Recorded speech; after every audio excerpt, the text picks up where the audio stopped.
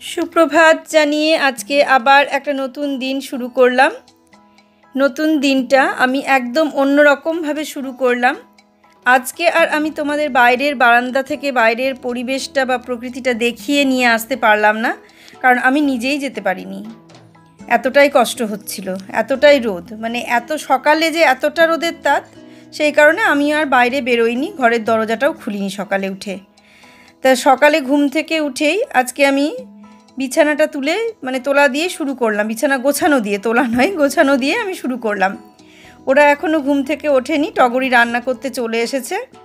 ওরা ঘুম থেকে ওঠেনি বলে আমি ভাবলাম চাটা একবারই করা হোক, বারবার চা করার কি দরকার, এই ভেবে আমি আর চা করতে গেলাম না। আমি দেখলাম যে ওরা উঠুক, একসঙ্গে চা করা হবে, সেই বলে আর আমি চা করতে গেলাম না।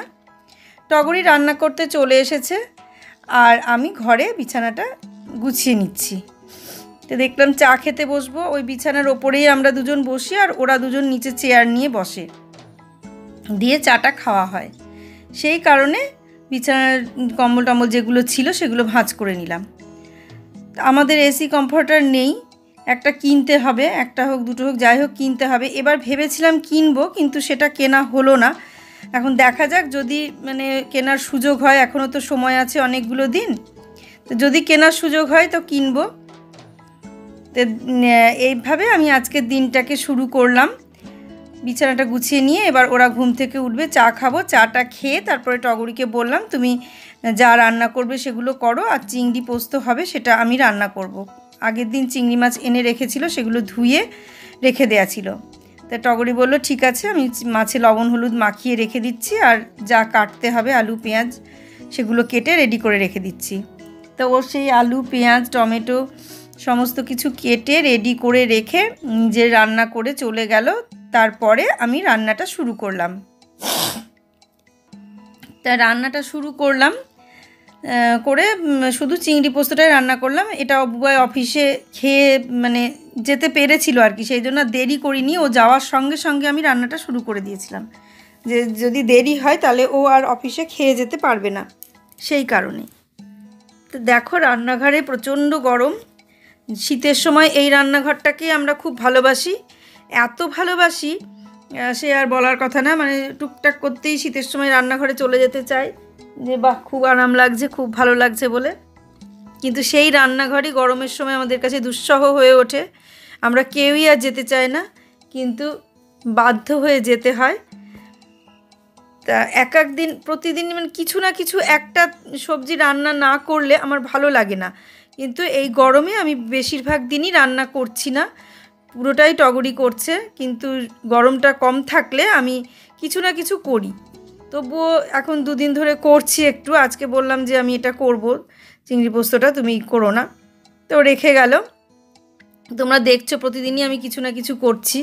পুরো রান্নাটা করি না, পুরোটা যেদিন ও না আসে সেদিনই পুরোটা করি, তাছাড়া আমি পুরোটা করি না। তা এই রান্নাঘর গরম যেটা বলছিলাম, তা আমার প্রথম থেকে বিয়ে হয়ে এসে থেকে আমার খুব শখ ছিল জীবনে, যে আমার একটা খুব সুন্দর কিচেন হবে, খুব সুন্দর রান্নাঘর হবে, আর খুব বড় সড়ো রান্নাঘর হবে। আমি বেশ আরামে অনেকটা জায়গা নিয়ে আরামে রান্না করব, রান্নাঘরটা খুব গোছানো সুন্দর টিপটপ হবে, এই রকম আমার একটা শখ ছিল। আর বাসনগুলো এত সুন্দর ইউনিক সব বাসন হবে, চীনামাটি হোক, কাঁচ হোক, লাউপালা হোক, এই সমস্ত বাসনে ব্যবহার করব। তারপরে ভালো ভালো যে সমস্ত কড়াই, এখন তো এখন আর ননস্টিক কেউ ব্যবহার করে না, এখন সব বিভিন্ন ধরনের বাসন বেরিয়ে গেছে, সেই সমস্ত বাসনেই রান্না করছে।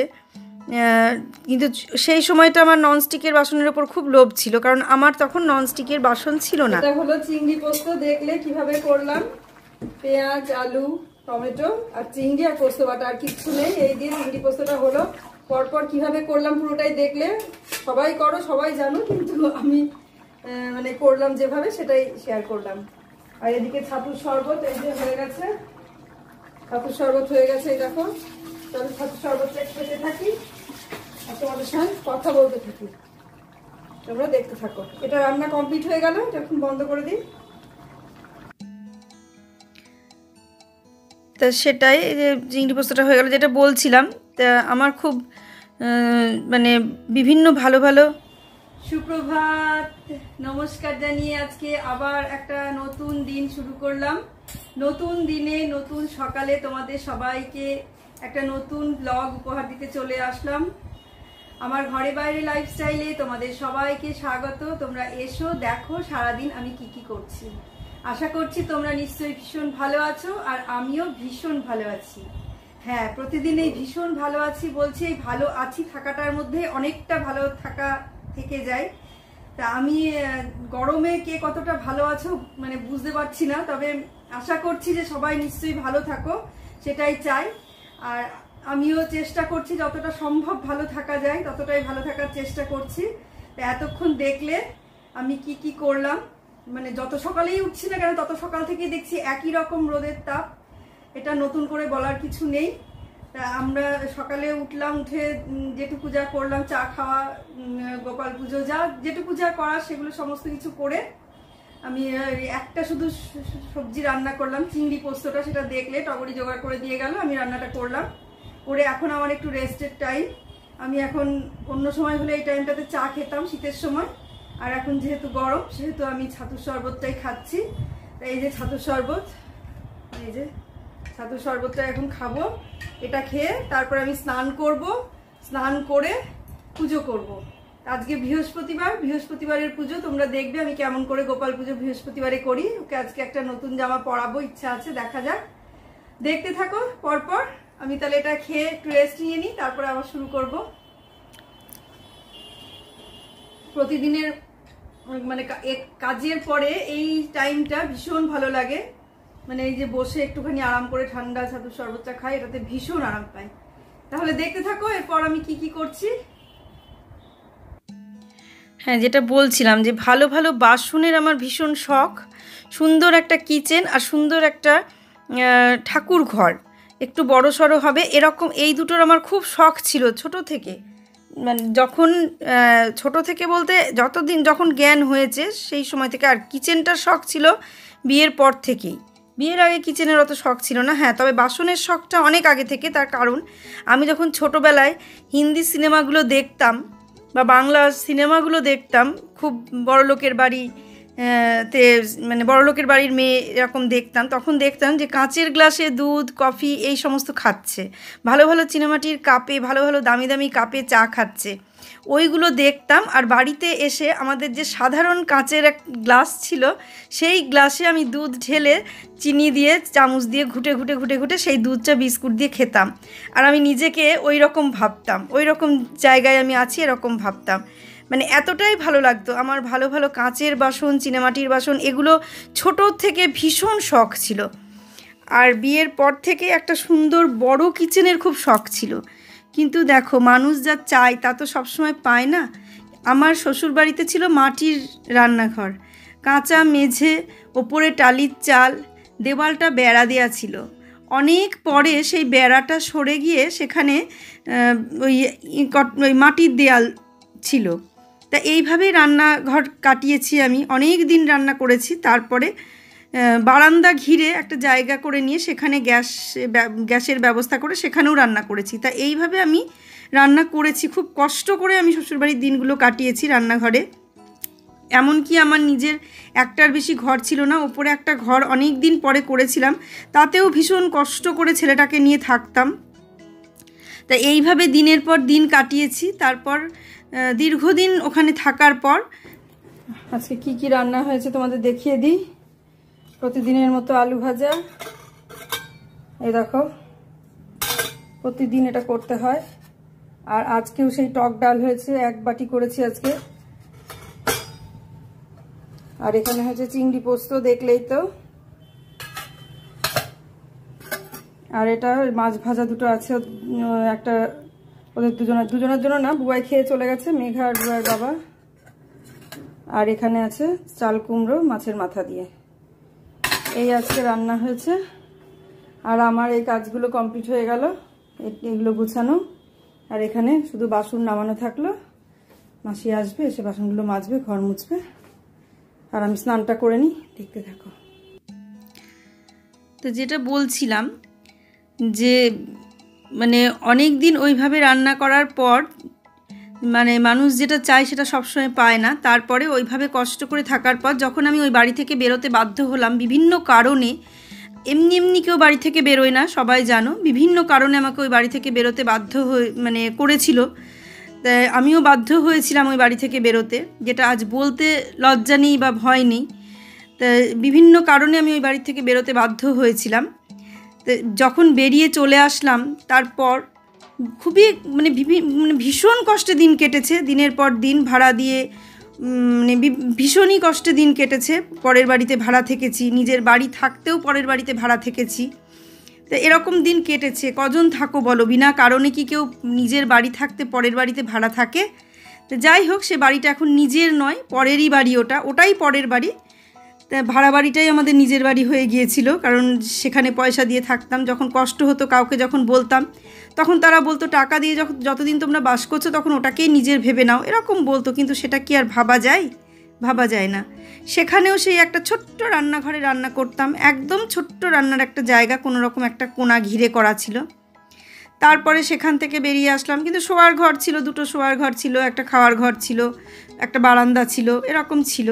তারপর সেখান থেকে বেরিয়ে যখন কৃষ্ণনগরে আসলাম, সেখানেও একদম একটা কর্নার ঘিরে একটা মানুষ কোনো রকম দাঁড়াতে পারে সেই রকমভাবে দাঁড়িয়ে একটা রান্নার জায়গা ছিল। সেই কারণে আমার শুধু মাথার মধ্যে ঘুরতো যে একটা বড় রান্নার জায়গা করব, বড় রান্নার জায়গা নেব। কিন্তু কলকাতা বাজারে এসে, কলকাতা শহরে এসে একটা বড় রান্নার জায়গা, বড় বড় ঘর, এটা ভাবাই যেন আকাশকুসুম কল্পনা আর কি। এটা ভাবা সম্ভব নয়। এখানে জমি কিনে যে বাড়ি করব তবেই তো আমি বড় ঘর পাবো, কিন্তু জমি কিনে বাড়ি করার মতো সামর্থ্য আমাদের নেই। এতদিন ধরে ভাড়াই থেকে ভাড়া দিতে দিতে আমাদের অর্ধেক টাকা শেষ। সেই কারণে আমাদের জমি কিনে বাড়ি করার মতো ক্ষমতা ছিল না, কারণ জমি কিনলে লোন পাওয়া যায় না। বাড়ি করলে পরে যখন জমিটা নিজের টাকা দিয়ে কিনে তারপর বাড়ি করার জন্য লোন পাওয়া যায়, এটা সবাই জানো নিশ্চয়ই। তা সেই জমি কেনার পয়সাটা আমাদের ছিল না। সেই কারণে বাধ্য হয়ে আমাদের ফ্ল্যাট নিতে হলো। যেহেতু ফ্ল্যাটের জন্য লোন পাওয়া যায় সেহেতু ফ্ল্যাট নিতে হলো, লোন করেই ফ্ল্যাটটা নেওয়া হয়েছে। এবার সেই একটা ফ্ল্যাটে শোনা যায় 4টে বেডরুম, একটা ঠাকুরঘর, একটা রান্নাঘর, একটা ডাইনিং, একটা ড্রয়িং রুম, এরকম শুনতে অনেক শোনা যায় বা তোমরা দেখতেও পাও। কিন্তু রান্নাঘরটা আমার তো তেমন বড় নয়। হ্যাঁ, ভালো করে সাজিয়েছি, কিন্তু তেমন বড় নয়। এখন আমার বাসনের অভাব নেই, প্রচুর বাসন। কিন্তু হ্যাঁ, এখন যে সমস্ত ননস্টিকের বাসনগুলো আছে বা চিনেমাটি বা লাউপলা যে সমস্ত বাসনগুলো আছে, সেই বাসনগুলো যেটা ভাবতাম আগে যে এইভাবে ব্যবহার করব, এভাবে ব্যবহার করব, কিন্তু আসল জায়গায় এসে দেখছি সেই সমস্ত জিনিসগুলো রেগুলার ব্যবহার করা আমাদের মতো মানুষের পক্ষে সম্ভব নয়। কারণ রেগুলার ব্যবহার করা, রেগুলার মাজা ঘষা ধোয়া পরিষ্কার করা মোছা আবার তুলে ঠিক সেই জায়গা মতো রাখা, সেটা ওই অল্প কিছু ব্যবহার করি তাতেই বুঝতে পারি। তাহলে এত বাসন যদি রেগুলার ব্যবহার করতাম তাহলে কি অবস্থা হতো? আর সেগুলো তো বাইরে ওরা মাজতে পারবে না, আমাদের নিজেদেরকেই ধুয়ে নিতে হবে। সেই ধরনের মানুষ ওরা নয়, এবার অত ওদেরকে দিয়ে ওরা সামলাতে পারবে না। সেই কারণে সেই জিনিসগুলো ব্যবহার করা মাথার থেকে সরিয়েছি। কিন্তু সেই বাসনের অভাব নেই এখন, কিন্তু এখন প্রয়োজনটা কম বোধ করছি যে ওই জিনিসে ব্যবহার করব না। তো সেই রকম ব্যাপার। তার কিচেনটা আমার বড় হলো না, যেটা আমি ভেবেছিলাম যে বড় কিচেন নেব, তা সেটা হলো না। যেটা চাই মানুষ সেটা কখনো হয় না। তবে যেটা পেয়েছি সেটা নিয়েই আমি সন্তুষ্ট, সেটাতেই সন্তুষ্ট থাকছি। কারণ কিচেনটা আমি সাজিয়ে নিয়েছি সুন্দর করে। ভবিষ্যতে কোনো দিন যদি ঈশ্বর দিন দেয়, এখনও আশায় আছি আর এখনও পজিটিভ চিন্তাতেই আছি যে ঈশ্বর যদি কখনো আমাকে দিন দেয়, আমি ঠিক বড় একটা কিচেন করব। যদি সেই দিন ঈশ্বর আমাকে দেয় আর তোমরা যদি পাশে থাকো, তাহলে একটা বড় কিচেন করার শখ আছে। দেখা যাক কতদূর কি হয়, বলতে পারছি না হবে কি না, এটা শখটা জানালাম আমার। তা কিন্তু এটাতেও আমি যথেষ্ট সন্তুষ্ট, যথেষ্ট ভালো আছি আর কি। এটা নিয়েই আমি মানসিক শান্তি যে আমি এটা মনের মতো করে গুছিয়ে নিয়েছি। যতটা বড়ই হোক, দুজন দাঁড়িয়ে রান্না করা যায়। যেগুলো ইচ্ছে ছিল যে আমি হব নেব একটা, সেই শখটা পূরণ হয়েছে। চিমনিটা ভালো নেব, চিমনি ছিল না, চিমনি নেব, সেই চিমনির শখও পূরণ হয়েছে, মাইক্রোওভেন থাকবে সে শখও পূরণ হয়েছে। এগুলো টুকটুক করে সেই সমস্ত শখগুলো মোটামুটি পূরণ হয়েছে। এরকম হতে থাকবে, টুকটুক টুকটুক করে পূরণ হতেই থাকবে।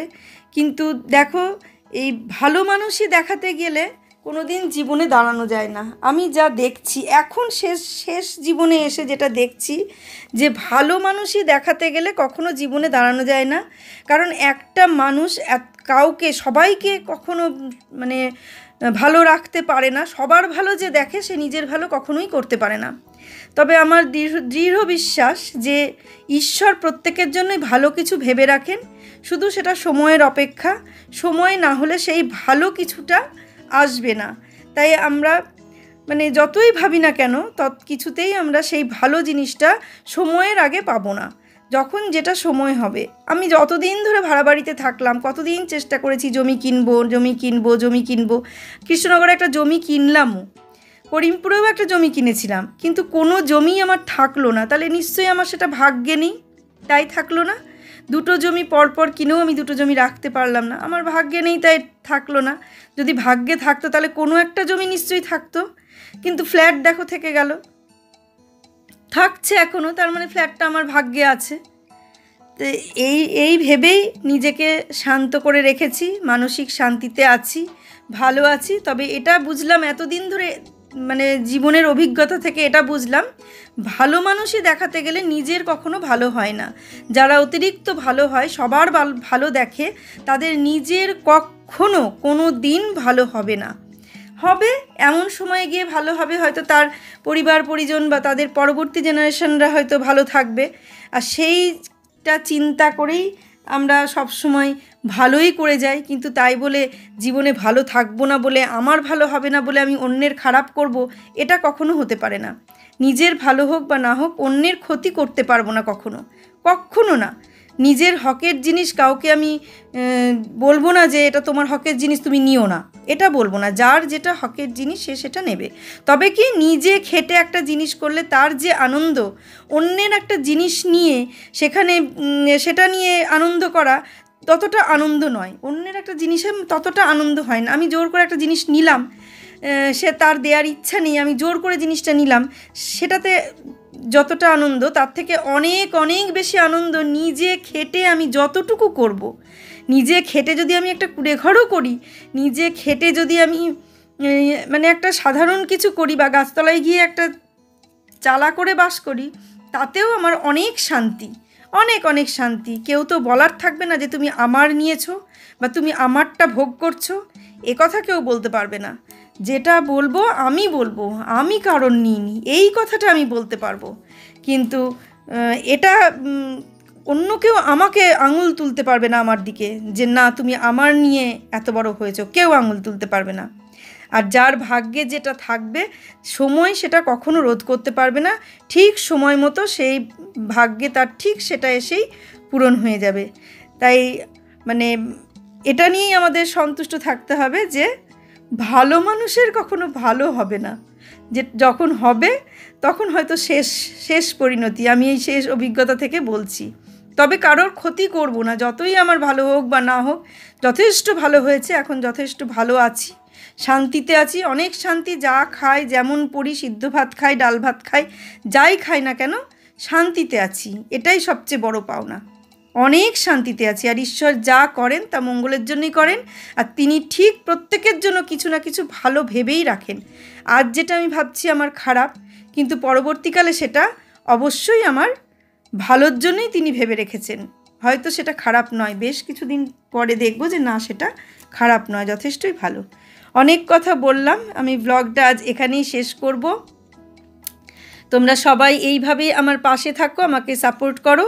সবাই ভালো থাকো, সুস্থ থাকো, সাবধানে থাকো, আর আমার ব্লগ দেখতে থাকো। সামনের দিন একটা সুন্দর ব্লগ দেখার অপেক্ষায় থাকো। আর আমার পুজোটা কেমন লাগলো, বৃহস্পতিবারের পুজোটা, সবাই জানাবে।